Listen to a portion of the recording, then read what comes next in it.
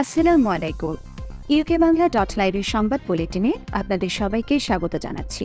সঙ্গে আছি আমি শতাক্ষী চক্রবর্তী। শুরুতে জানিয়ে দিচ্ছি সংবাদ শিরোনাম। 11,000 বাংলাদেশিদের ফেরত পাঠাবে যুক্তরাজ্য। বিএসসি মাল্টিকালচারাল সার্ভিসের আয়োজনে পিঠামেলা অনুষ্ঠিত। প্রধানমন্ত্রীর জিরো টলারেন্স নীতির কারণে দেশে সন্ত্রাস ও জঙ্গিবাদ এখন প্রায় নির্মূল করা হয়েছে বললেন আইজিপি আবদুল্লাহ আল মামুন। এবং মালদ্বীপে এশিয়ার 1 নম্বর রিসোর্টে কাজ করছেন 5,000 বাংলাদেশি। এতক্ষণ শিরোনাম শুনলেন, এবারে বিস্তারিত। অবৈধভাবে আশ্রয় নেওয়া প্রায় 11,000 বাংলাদেশিদের ফেরত পাঠাবে যুক্তরাজ্য। এ নিয়ে বাংলাদেশ ও যুক্তরাজ্যের মধ্যে চুক্তি স্বাক্ষরিত হয়। অবৈধ বাংলাদেশিদের আশ্রয় খারিজ হওয়ায় এই চুক্তির আওতায় দ্রুতই তাদের দেশে ফেরত পাঠানো হবে বলে ব্রিটিশ সংবাদ মাধ্যম তা প্রকাশ করে। বিস্তারিত দেখুন অপু বণিকের রিপোর্টে। যুক্তরাজ্যে অবৈধভাবে আশ্রয় নেওয়া প্রায় 11,000 বাংলাদেশিকে ফেরত পাঠাবে যুক্তরাজ্য। এ নিয়ে বাংলাদেশ ও যুক্তরাজ্যের মধ্যে একটি চুক্তি হয়েছে। আশ্রয়ের আবেদন খারিজ হওয়ায় এই চুক্তির আওতায় দ্রুতই তাদের দেশে ফেরত পাঠানো হবে বলে ব্রিটিশ সংবাদ মাধ্যম দ্য টেলিগ্রাফে প্রকাশিত এক প্রতিবেদনে জানানো হয়েছে। গত বছরের মার্চ থেকে আগের 12 মাসে যুক্তরাজ্যে রাজনৈতিক আশ্রয়ের আবেদনকারী বাংলাদেশিদের মধ্যে মাত্র 5% আবেদন মঞ্জুর করেছে দেশটির সরকার। বাকিদের ফেরত পাঠানোর বিষয়ে দুই দেশের মধ্যে স্বাক্ষরিত চুক্তিতে ব্রিটিশ পক্ষে সই করেন দেশটির অবৈধ অভিবাসন বিষয়কমন্ত্রী Michael টবিনসন।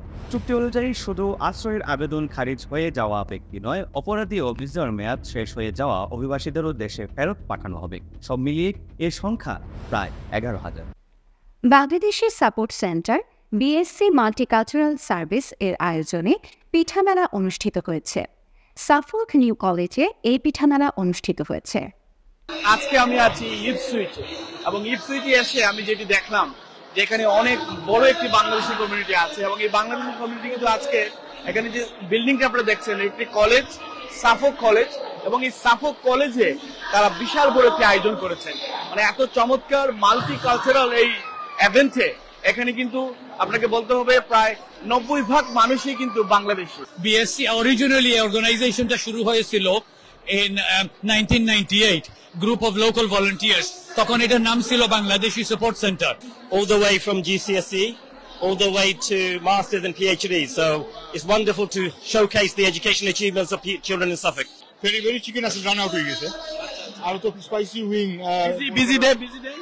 It's alright, not like before. It was more busy before. প্রধানমন্ত্রীর জিরো টলারেন্স নীতির কারণেই দেশে সন্ত্রাস ও জঙ্গিবাদ এখন প্রায় নির্মূল করা হয়েছে বললেন আইজিপি আবদুল্লাহ আল মামুন। সিলেট সিটি কর্পোরেশনের আয়োজনে মাদক সন্ত্রাস জঙ্গিবাদের বিরোধী সমাবেশে তিনি এই মন্তব্য করেন। প্রধানমন্ত্রীর জিরো টলারেন্স নীতির কারণে দেশে সন্ত্রাস ও জঙ্গিবাদ এখন প্রায় নির্মূল করা হয়েছে। বাংলাদেশ পুলিশের অনেক অক্লান্ত পরিশ্রম ও আত্মত্যাগের মাধ্যমে এটি নির্মূল করা সম্ভব হচ্ছে। ভবিষ্যতেও যাতে মাথাচাড়া দিয়ে না উঠতে পারে সেদিকেও নজর রাখছে পুলিশ। শনিবার সিলেট সিটি কর্পোরেশন কর্তৃক আয়োজিত মাদক সন্ত্রাস ও জঙ্গিবাদের বিরুদ্ধে সুধী সমাবেশে বাংলাদেশ পুলিশের মহাপরিদর্শক আবদুল্লাহ আল মামুন পিপিএম এসব বলেন। তিনি আরও বলেন, কিশোর গ্যাং নিয়ন্ত্রণে পুলিশের পাশাপাশি অভিভাবকদের সচেতন থাকতে হবে। আপনার সন্তান কার সাথে মিশছে এবং নিয়মিত স্কুলে যাচ্ছে কিনা সেদিকে নিয়মিত তদারকি করতে হবে। সম্মিলিত প্রচেষ্টায় মাদক ও সন্ত্রাস মুক্ত বাংলাদেশ বিনির্মাণ করা সম্ভব। জনসচেতনতা বৃদ্ধির জন্য সিলেট সিটি কর্পোরেশনকে ধন্যবাদ জানান তিনি। উৎসবমুখর পরিবেশে দিরাইশালা কালচারাল অ্যান্ড ওয়েলফেয়ার অ্যাসোসিয়েশন ইউকের নির্বাচন অনুষ্ঠিত হয়েছে। গত রোববার 19 মে লন্ডনের দ্য ইকোলজি প্যাভিলিয়নে এই নির্বাচন অনুষ্ঠিত হয়। উৎসবমুখর পরিবেশের মধ্য দিয়ে দিরাইশালা কালচারাল অ্যান্ড ওয়েলফেয়ার অ্যাসোসিয়েশন ইউকের নির্বাচন অনুষ্ঠিত হয়ে গেল।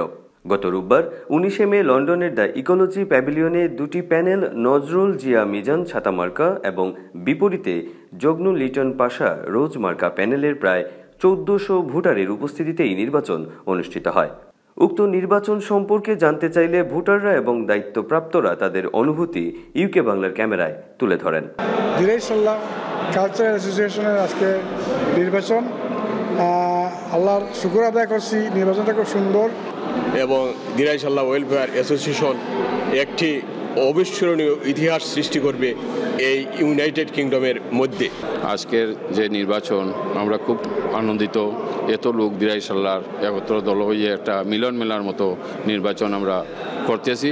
অত্যন্ত উৎসাহ উদ্দীপনার মাধ্যমে ও সুন্দর একটি অনুকূল আবহাওয়ার পরিবেশের মাধ্যমে দিরাই সাল্লাবাসীর অন্তত 2000 মানুষের উপস্থিতিতে আজকে নির্বাচন অনুষ্ঠিত হয়। নিয়ে নিচ্ছি ছোট্ট বিরতি, ফিরে এসে যা থাকছে। মালদ্বীপে এশিয়ার 1 নম্বর রিসোর্টে কাজ করছেন 5000 Bangladeshi.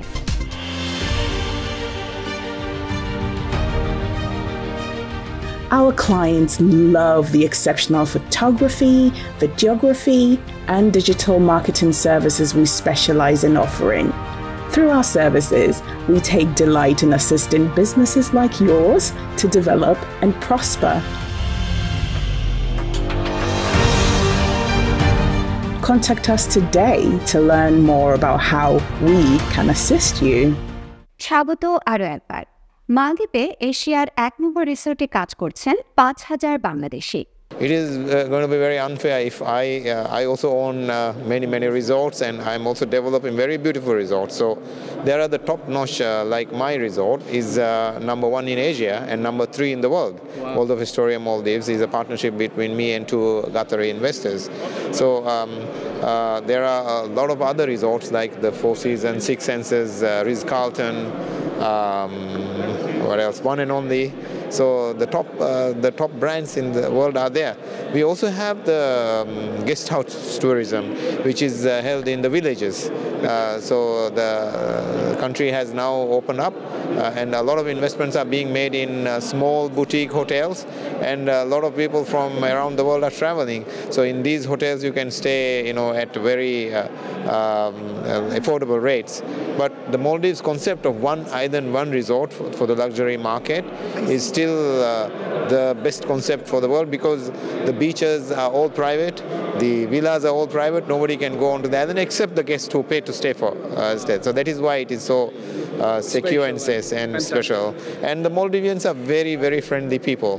And I also want to note one thing, that my success is because of a lot of good things that happen from Bangladesh. The best thing that happened to me from Bangladesh are the people. I have all the time at least about 5,000 Bangladeshis working for me, and they have been part and parcel of my success. So I want to thank all those people from Bangladesh who have worked for our company over the years, who have contributed to my business as well as for the development of the Maldives. তুরস্কের Akinci ড্রোনের মাধ্যমে ইরানের দুর্ঘটনা কবলিত helicopter উদ্ধার। ইরানি president Ibrahim Raisi helicopter দুর্ঘটনায় রোববার নিহত হয়েছেন। ওই দুর্ঘটনায় ইরানের পররাষ্ট্রমন্ত্রী এবং আরও কয়েকজন কর্মকর্তা নিহত হয়েছেন। পার্বত্য এলাকায় খারাপ আবহাওয়ার মধ্যে হেলিকপ্টারটি বিধ্বস্ত হয়েছিল, ফলে ইরানি কর্মকর্তারা সেটি খুঁজে পাচ্ছিলেন না।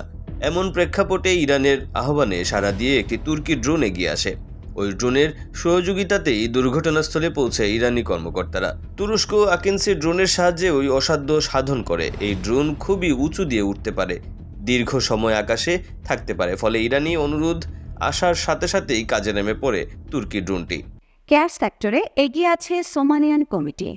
300-এরও বেশি অতিথিদের উপস্থিতিতে লন্ডনে উদযাপিত হয়েছে সোমালিল্যান্ডের 33তম স্বাধীনতা দিবস। 18 মে শনিবার পূর্ব লন্ডনের কুইন মেরি ইউনিভার্সিটিতে আয়োজিত এই অনুষ্ঠানে বক্তাদের মধ্যে উপস্থিত ছিলেন Tower Hamlets border deputy mayor Maium Talukdar, সোমালিল্যান্ডের রাষ্ট্রদূত আবদি আবদুল্লাহি, সোমালিল্যান্ডের বিরোধী দলীয় চেয়ারম্যান ফয়সাল আলী, সোমালিল্যান্ডের প্রাক্তন পররাষ্ট্রমন্ত্রী ও বিশেষ দূত doctor Edna Ismail, councillor Abu Talha এবং মুশতাক আহমেদ প্রমুখ। অনুষ্ঠানটি আয়োজন করে the Somaliland UK mission.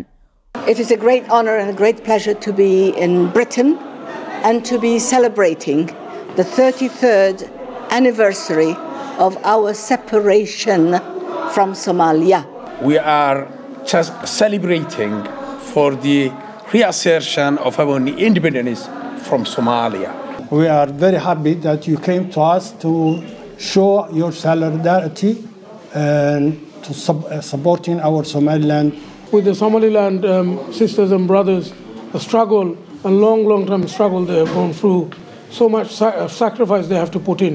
Today is the 33rd celebration of the anniversary of the Somaliland. So we're here to show our solidarity, to show our support. সংবাদ বুলেটিন এ পর্যন্তই। নিয়মিত সংবাদ পেতে চোখ রাখুন ukbangla.live। সবাইকে আবারও ধন্যবাদ।